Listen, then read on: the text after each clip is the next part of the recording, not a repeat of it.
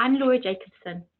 The research team I work in at IGD tracks innovations and trends from across the world, focusing on their implications for the food and consumer goods industry. So it's great to have the opportunity to share some of these with you today. For the next 30 minutes or so, I'm going to talk about how the path to purchase and shoppers' needs and wants are changing, and importantly, what the leading retailers are doing to address these changes.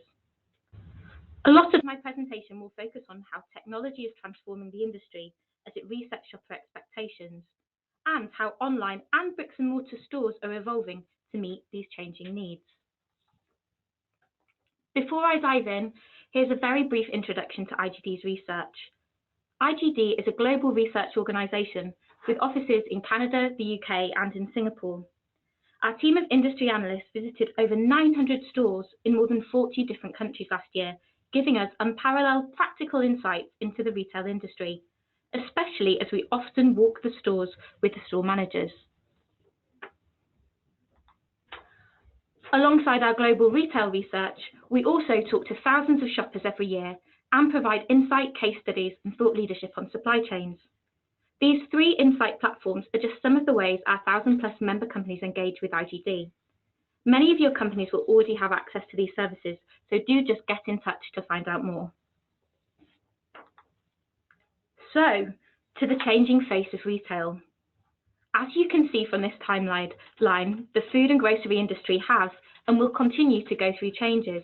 And the really exciting thing is the pace of that change. And this pace of change is often being accelerated by technology and new businesses and services that are disrupting traditional ways of operating. Arguably, one of the biggest contributors to change in our industry is Amazon. Amazon is a company that is continuously looking to innovate and challenges the status quo to create a better way of doing things. It is often resetting shopper expectations around their needs and wants, from next day to delivery through to delivery within an hour, or one-click ordering of products to just walking out of the store without having to go through the checkout. I think Jeff Bezos explains this need to constantly change and improve brilliantly in his 2018 letter to shareholders, where he says, "People have a voracious appetite for a better way, and yesterday's wow quickly becomes today's ordinary." The expectations of shoppers are increasing, and developments in technology are being used by successful businesses to meet them. And change isn't just happening within our sector, it's happening everywhere. The disruptors are often new, dynamic, and rapidly growing companies that have very different business models. I'm just going to pick out one example amongst these many well-known logos. So how about Uber, the world's largest taxi company that owns no vehicles? And in the next few years, it's very likely that we'll see even more disruption to the retail landscape. Companies will have to make choices about whether they want to embrace change or ignore it. And we've all heard the examples of big companies that have disappeared because they didn't adapt to change. All this change is offering shoppers more opportunities to purchase products and in new ways. And this is good news for the industry as there's more opportunities to sell, but it does cause more complexity as shoppers are able to shop around more, shop across multiple channels. And on the screen here, you can see an array of stats from our Shopper Vista data that really help illustrate this. So how will retailers respond to these changing shopper behaviours? Today, I'm going to focus on 3 areas. The first area I'll focus on is how the physical store is becoming digitalised. I'm then going to showcase areas that the online channel is currently leaving, such as personalisation. And finally, I'll share some cutting-edge examples of how the food industry is evolving to ensure it delivers the goods to shoppers whenever and wherever they are. A quick question for you before we go any further. Do you use technology when you do your grocery shopping in stores?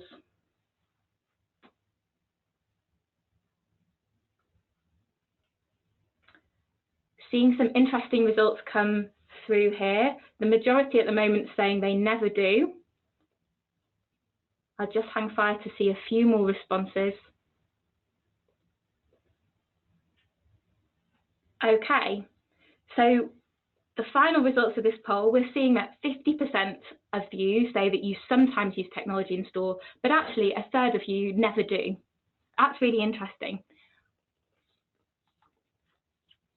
And in fact, I think this is a bit of a tricky question, as it really depends on what you define as technology.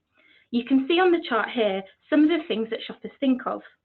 And the majority of shoppers continue to adopt a relatively traditional approach to their food and grocery shopping, navigating their shop without engaging with technology or digital solutions.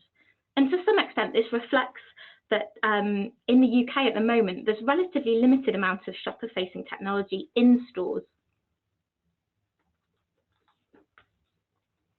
So let's explore some different ways technology can be employed. First, technology is helping retailers to market products better than ever before in store. One area we've seen a lot more activity in recent months is with the use of electronic shelf edge labels. There continues to be a lot of innovation in this space, with a variety of sizes, shapes, colours and indicators. Not only do digital shelf edges save time and money associated with the printing and placing of labels, it can also be a way to interact with shoppers using a combination of beacons, cameras and AI to automatically detect when a shopper is engaging with that product. For example, in Kroger stores in the US, if a shopper looks at the display for 15 seconds without buying, this can activate a coupon. So effectively, these displays can be a revenue driver. Again, in the US, Coca-Cola worked with the retailer Albertsons and with Google to deliver relevant branded videos, e-coupons and more through digital signage systems that tailor content messaging to nearby shoppers based on the data on their smartphones. Coca-Cola said that the 250-store pilot with Albertsons delivered a very impressive 1-month return on investment. And it's not just visuals. Technology is enabling merchandising units to speak to shoppers too. Bevmo, a specialty beverage retailer in the US, has tested a voice-activated shelf in stores. This whiskey fixture uses an Amazon Echo smart speaker and custom signage to help shoppers identify products that meet their personal tastes. Shoppers were just asked a few simple questions about their whiskey preferences, such as type, taste, profile, price, and the Amazon Echo then filtered the assortments down to 3 recommended bottles, which were illuminated by signage in the shelves. And the whole experience is designed to last no longer than 2 minutes. For products where getting hands-on is part of the shopping experience, the photo on the right is the MAC cosmetics store in Shanghai, and this is really a true digital playground with lots of points of interaction. To mention just one example, the magic mirrors you can see there make it possible to try on 18 different shades of lipstick in just 30 seconds. Rapid advances in technology, including areas like robotics and AI, promise to transform the economics of retailing and help improve the outlook for stores. Walmart is rolling out the use of shelf-scanning robots. They can identify incorrect prices, missing shelf edge labels, and check for out-of-stock items. Importantly, the robot is 50% faster and significantly more accurate in completing these tasks. The use of robots can free up staff to undertake other tasks in store, particularly those focused on customer service. In Russia, robots are already being used for customer service as well. Russian retail chain Lenta has used robots in its Moscow-based hypermarkets. These promo bots can greet customers at the store entrance, show them new products, and raise awareness of discounts and promotions. And thanks to facial recognition software, they can also recognize the face of returning shoppers and greet them personally. And while we're on the topic of facial recognition, the Aeon Group, one of Japan's largest retailers, is set to launch a network of smart stores in China, and these are capable of anticipating what customers are most likely to buy when they enter the store. Facial recognition is used to recognize shoppers upon entry. This triggers product recommendations and digital coupons to be displayed on shoppers' smartphones based on their shopping habits and digital payments. EPOS data will also be used for automatic inventory management to make sure those products are in stock. The retailer plans to convert 80 of its outlets in China into smart stores over the next few years, and it will bring the smart store concept to Japan and Southeast Asia too. A constant area of friction for shoppers when it comes to shopping in a store is having to queue and pay for your goods at checkout. We're seeing some really interesting and exciting developments from around the world to try and make this experience more frictionless. Many companies are looking at solutions which negate the need for any kind of checkout at all. For example, in Korea, 7-Eleven has introduced its first convenience store that is accessed by scanning the palm of your hand.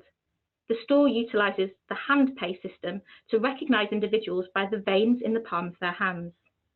We're even seeing similar types of technology being implemented here in the UK.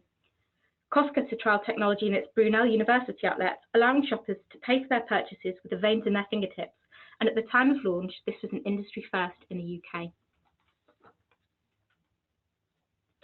Moving from these innovations to a completely unstaffed store format does not require too much imagination.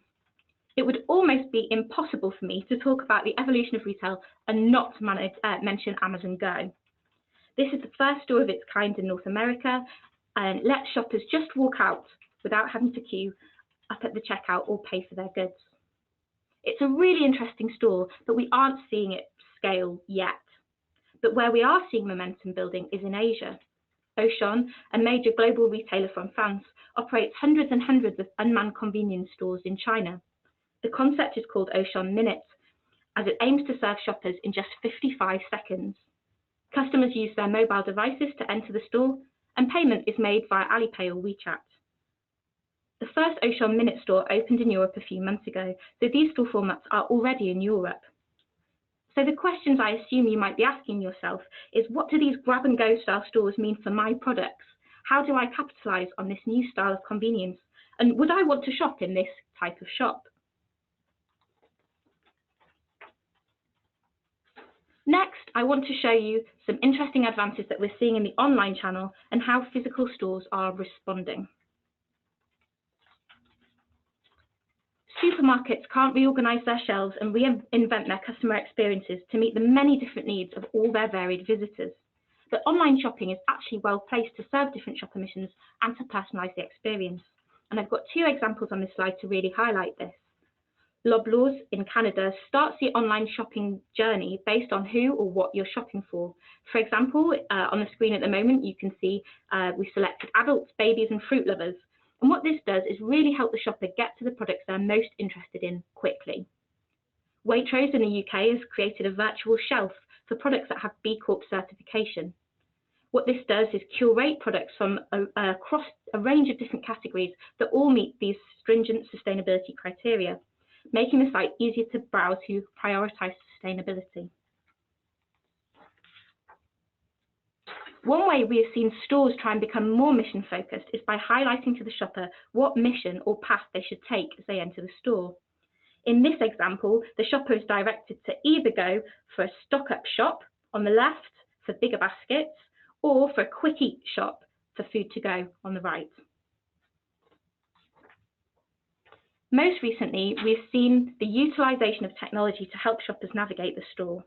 Sam's Club, which is Walmart's B2B and B2C warehouse club format, last year opened its Sam's Club Now store, which is a unique club concept developed to enable the retailer to test the latest tech-led initiatives and adapt its layout. Envisioned as a technology lab, it helps the retailer to incubate, test, and refine technologies. The goal is to build a customer experience which will be relevant for the customers of today and in the future. Using voice search, customers can access a pop-up map within the store's app to find products. The retailer plans on using beacon technology and customer shopping lists to map the most efficient route through the club in the future.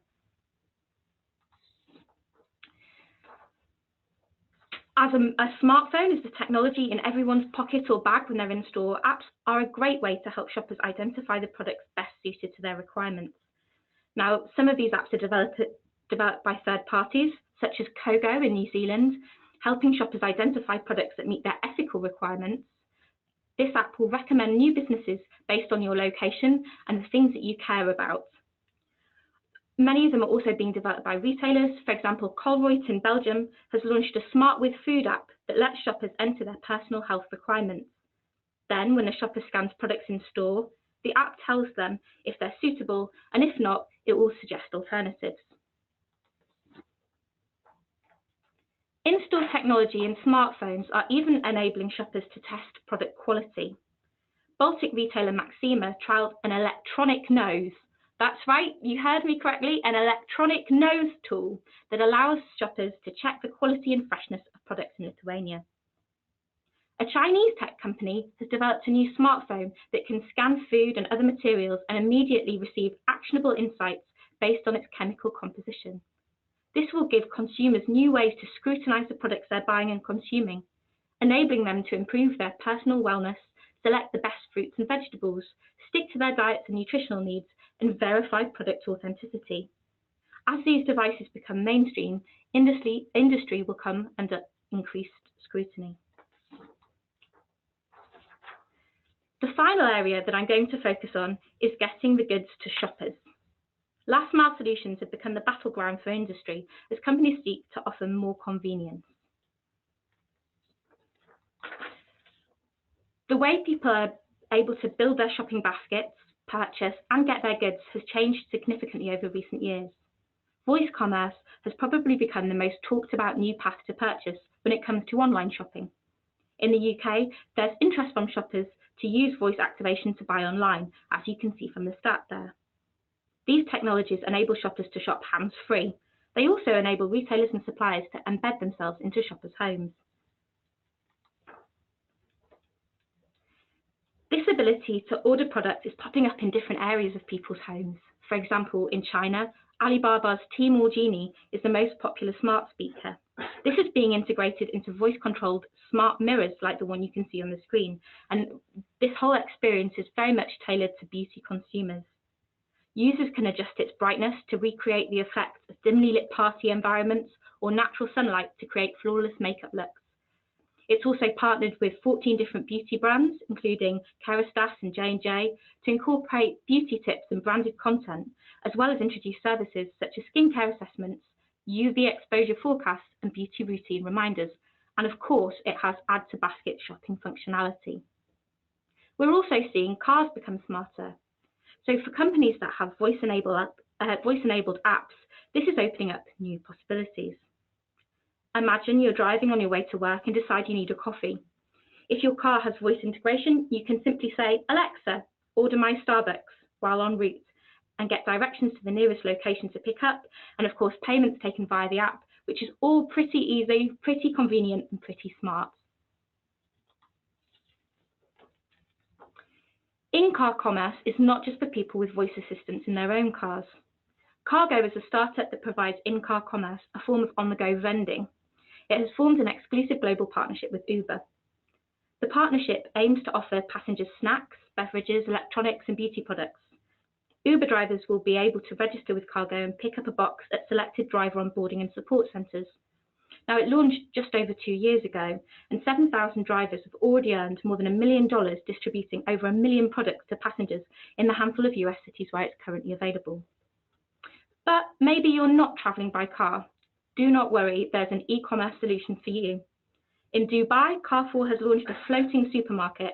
Customers can order from a range of 3,000 products. They either sail up to the craft and purchase over the counter, or they order on the phone or via the app and receive their shopping via jet ski delivery within just 45 minutes.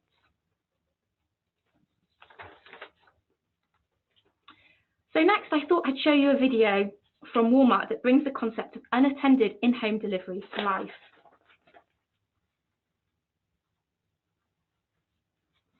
We expect to see more retailers trialling and rolling out in-home and unattended delivery.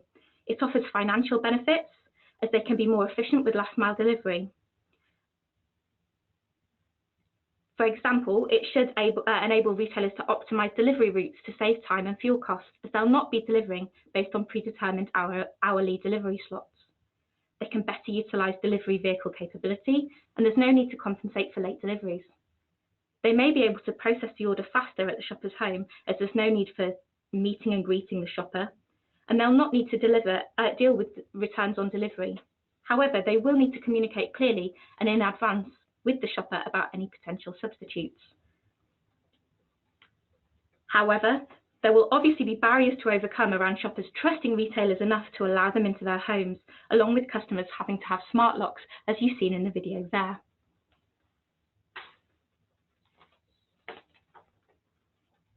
It would be impossible to talk about the evolution of the shopper journey and not mention drones. So here you go. However, there's a serious side to this. It's likely to become a viable delivery option for some products in certain locations. For example, Chinese e-commerce platform JD.com is building over 100 drone launch sites in China for unmanned aerial vehicles parcel deliveries. They see drones as a great way to get products to people where the existing infrastructure isn't able to deliver goods by bike, car, or delivery van. And the final example in this deck, let me introduce Mobi, MobiMart, an autonomous vehicle, in fact, a mobile shop that can be summoned to come to the shopper just by using the app. This concept is dependent on an AI system that's not yet implemented, but it's definitely an exciting development to watch in the future.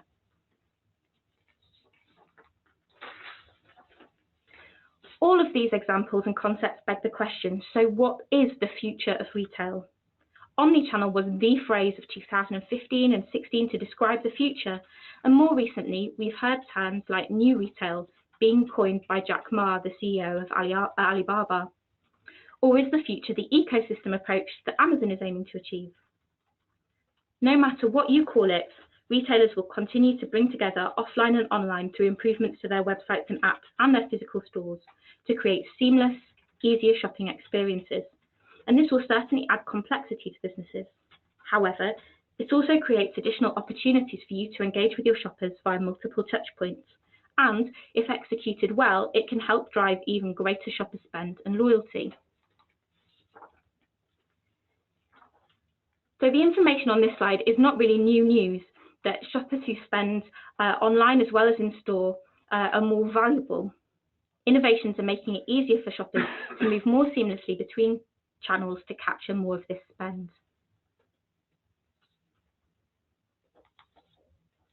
Some retailers and brands are already capitalizing on the data generated from the vast number of touch points with shoppers across retail ecosystems.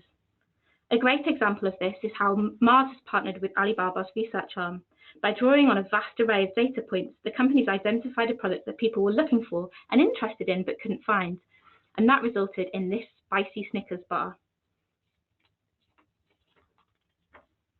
So that brings me to the end of my presentation, which I really hope you found insightful and informative, and in some cases eye-opening. I'd like to leave you with the 5 considerations you can see up on the screen. And just to summarise really, change is constant, so it's vital to think shopper first, to help shoppers get what they want and look for tailored solutions for shoppers. I hope I showed you lots of exciting innovations, but let's not lose perspective. Ultimately, we are talking about shopping. If you want to receive our latest insights straight to your inbox, there's the details on how to sign up for our free newsletter on the slide now and the next one too. So I'm now going to open up for questions. If you have a question, do send one in.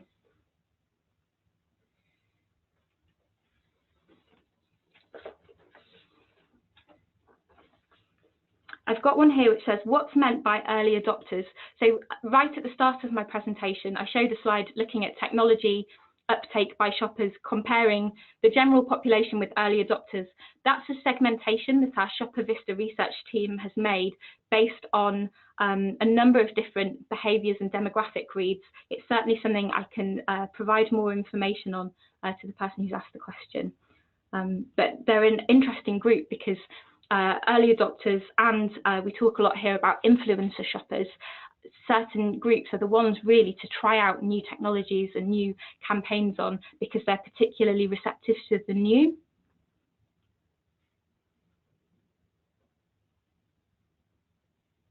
Do self-scanning machines count as in-store technology is another one that's come in. It really just depends how you define technology. So from a customer experience point of view, it's definitely not one of the most exciting technologies, but for that particular question that we went out to shoppers, it was included in the read there. I've had a question here about there being a lot of technology in the examples that I've given in stores, and what about non-tech innovations that we've seen? An interesting example on this one is Albert Heijn in the Netherlands. So Albert Heijn is doing loads of really interesting stuff around payment and technology, self-scan and all those sorts of things that we've covered in this presentation. But one of its franchisees has also done something quite contrasting, and they've introduced a slow checkout. That's a checkout for people who want to have a more leisurely experience and are interested in having a conversation and a social side of shopping, so that they can elect to go through that channel when they come to payment, and there's no pressure on them to speed up. You know, they're not taking up anybody's time unnecessarily, so they can enjoy that aspect of the shopping journey, which is a really nice contrast. And it's one of the ways stores actually can win versus the online experience. That aspect of human interaction is really valuable to some shoppers, and certainly not something to overlook for that particular the group that would appeal to. I've had a question, why is the UK so behind other markets? And another one saying, why isn't there more technology in UK stores? And this is a really interesting area. I think a lot of it is shopper-led. So to think of a recent UK example, we know that Sainsbury's has tried app-only and mobile payment-only stores near its head office in Holborn very recently. And after the trial, it's not continued. And I think there is a point about shopper uptake. We know that shoppers are very busy, and that convenience is of the utmost importance to them. If they don't see the benefit of the technology that's being used, and if it doesn't add value for them, then uptake is not likely to be high. So it's about being very, very targeted. There are also, of course, around technology, and some of the examples I shared here, around data privacy and data protection and trust. So it is that balance of what is the shopper getting back, what is the value for them, how easy is it for them to engage. I mean, some of these things we've been seeing around. I can remember a time when QR codes were all dotted all around stores, and relatively little shopper uptake with them. So you've got to bring the shopper on the journey with you, and make sure that there's an understandable benefit and advantage for them to use it. And of course, in other markets internationally, shoppers may be much, much further along that journey. If you go to a market like China or Japan, different forms of payment have absolutely exploded, and it's very, very well embedded. Somebody's asked, what is the biggest change you expect to see in UK grocery in 2020? Well, there will be a very exciting deck on that in the new year. So I'd really encourage you to log on to Retail Analysis, the website, and there will be articles freely available about that as well. So that's a watch this space answer, I'm afraid. Another interesting question here, small companies. How can smaller companies drive digital innovation? This really depends what angle you're coming from, what kind of small company you are. So if we think of startups and kind of very like SMEs, and you're a truly small business, there are lots of opportunities from both brands and retailers with startup labs and incubators and accelerator programs. So I'm thinking of things like JLab, run by the John Lewis and Waitrose partnership, where they will support and accelerate progress alongside with you to help develop. So from a very small startup perspective, that's an interesting route.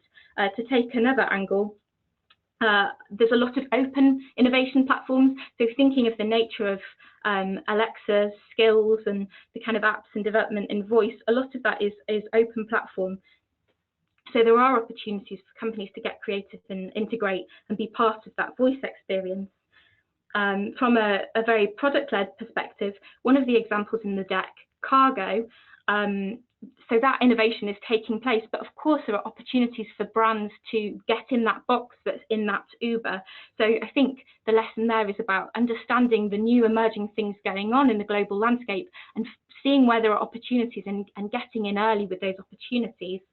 And then to come at the same question from a retail perspective, obviously some of these technologies have high setup costs, but not all of them. So to take one example, in the UK, Budgeons has worked with Uber Market for a scan, pay and go app. It's high technology, but it's low cost because of that partnership model. So there are ways to test and play and trial without taking on all that cost and complexity internally. I've had a question, in terms of technological shelving, are there stats showing these actually work? So I'd point you back to that Coca-Cola case study with Albertsons and that 1 month return on investment. In cases like that, it's clearly working well.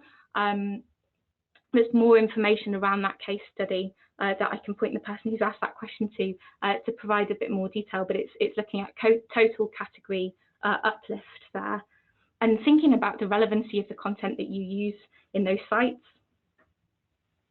Another interesting example in that space, it's not always around necessarily price promotion, but again, an Albert Heijn example from Europe, where they've been trialing dynamic pricing based on the short shelf life of products, so products which are near the end of their shelf life, rather than having a kind of reduced to clear sticker process that we see here in the UK, reducing based on a very complex algorithm, reducing the price on electronic shelf edge labels based on time of day, weather, the location, the amount left in stock, all of that sort of information, which obviously have a bigger implication for measurements like waste, rather than just driving total sales. Other questions we've got coming through.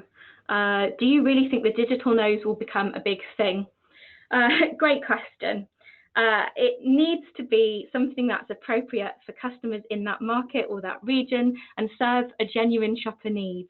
I think that's the key there. What is the shopper concern it's addressing? So if we look to Asian markets, it could perhaps be around concerns around food safety, where a tool like that might help alleviate those concerns around what is actually in the product and around traceability. That might not be the most direct way to get to that end result.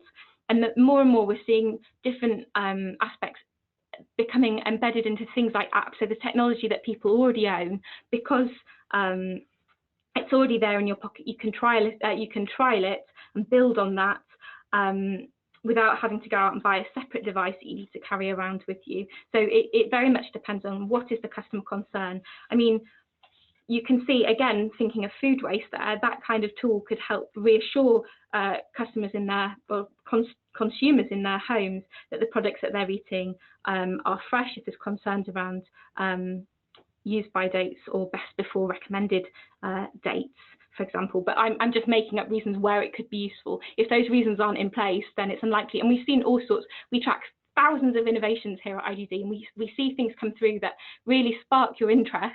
And then there was one years and years ago called Chat Perf, with perfume that could be sent via your mobile phone, and you kind of wonder, where do they end up? And we do track over time kind of what happens to these different innovations. So that will be one we will keep an eye on.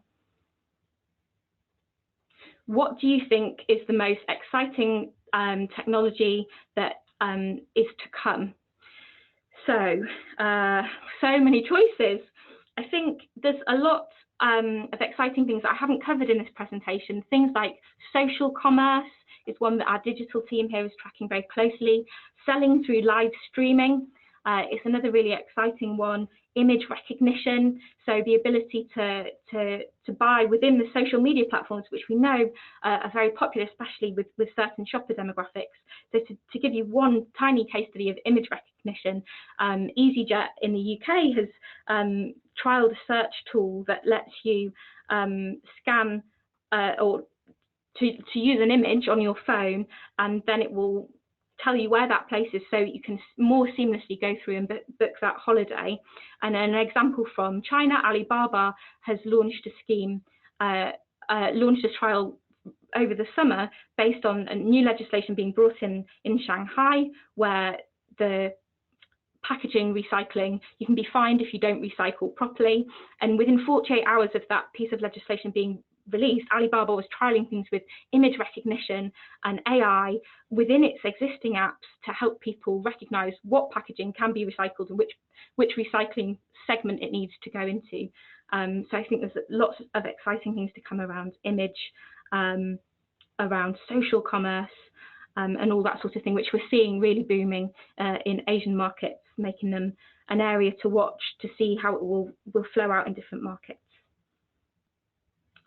Some other questions coming through. With digital applications in store, has there been an increase in the cost of products? I mean, in these instances, I don't think you can pass on the cost of the initiative to the consumer, especially where, I mean, a lot of them are designed around helping to support increased education, inspiration, and really encouraging and stimulating purchase. So the the cost of putting them in place that we've seen isn't being reflected in an increase in the price of the product. No, but a lot of these are still in trial stage. They're in a limited number of stores. They're not across the entire estate. So it's very much about test and learn. Okay, I'm going to go for one last question before we run out of time. Let's have a look. Which retailer is the one to watch for these sorts of developments? Very much depends what sort of developments. Out of the breadth of different things that I've shared with you, Walmart would be a good one. And there were a couple of examples in my deck around Sam's Club and different things that Walmart's doing, the in-store robots as well for shelf scanning. And what's interesting about Walmart's strategy in this area is that they see this kind of digital innovation as a point of competitive advantage. They see it as something that helps remove friction. It helps them face into productivity and increasing costs. And it helps them connect all of their different channels to really achieve this omni-channel vision that we know is important for a seamless experience for those most valuable shoppers. So yeah, I'd say Walmart at the moment, particularly in the in-store and online environment, is a really good one to watch. Great, thank you very much. We've had lots of interesting questions come in. Sorry I haven't managed to get to all of them. We will follow up with more information following the webinar. I hope you found it interesting, and do get in touch with me or the team here if there's more interest and there's more things that we can support you with. Thank you very much.